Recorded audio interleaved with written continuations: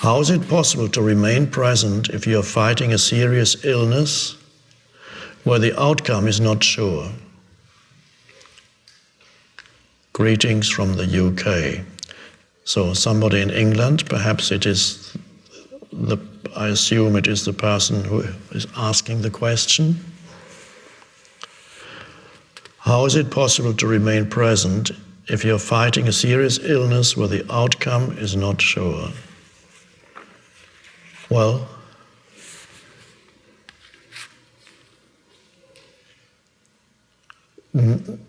not only is it possible to be present in such a situation, it really is the only answer you have to that situation, is to allow it to force you into presence, where there's no past, no future, don't go there. You just stay with this moment, and you can become acutely present. You may not have much future anymore, so you can't go there. Most humans still have the illusion that there's a lot of future. It's not really much anyway, but at least they still have the illusion, and that there's some kind of fulfillment still coming in the next moment. It's not going to come if it's not here now. Presence.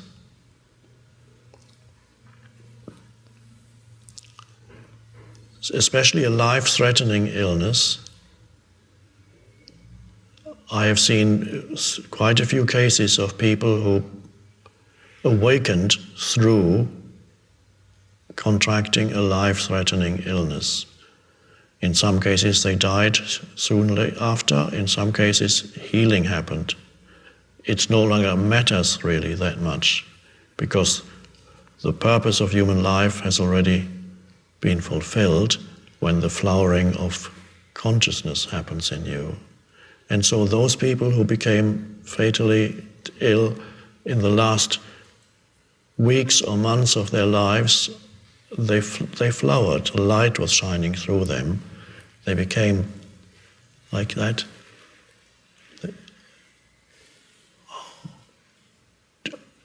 Thought subsided, presence arose, the personality got burned out of them and was replaced by just conscious presence.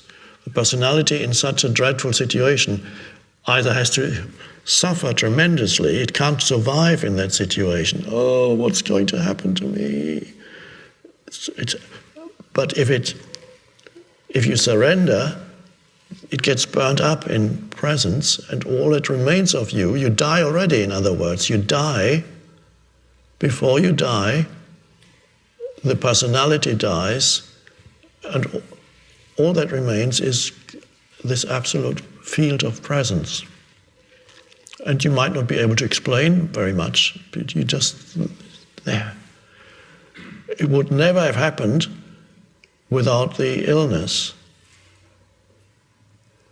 This can also happen as people get very old and approach death through old age. I have also seen that happen.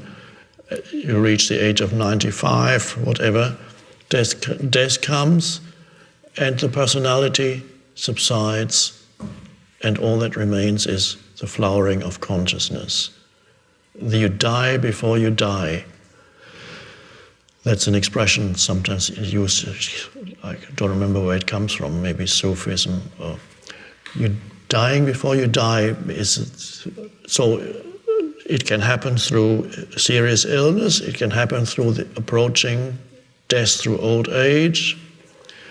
Dying before you die can also happen when you lose everything, through some disaster.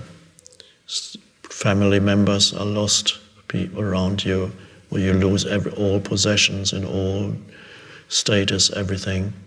And again, the personality that lived through identification with all these external things that have been taken away is in such dreadful agony that the only way out is surrender, and then the entire structure of the mind-made self collapses.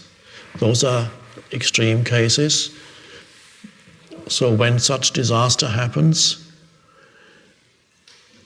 there's always that possibility there of grace suddenly appearing. So as I often say, grace is hiding behind every disaster. But for it to show its face fully, surrender is necessary. Surrender eliminates the ego, and when the ego is gone, grace appears.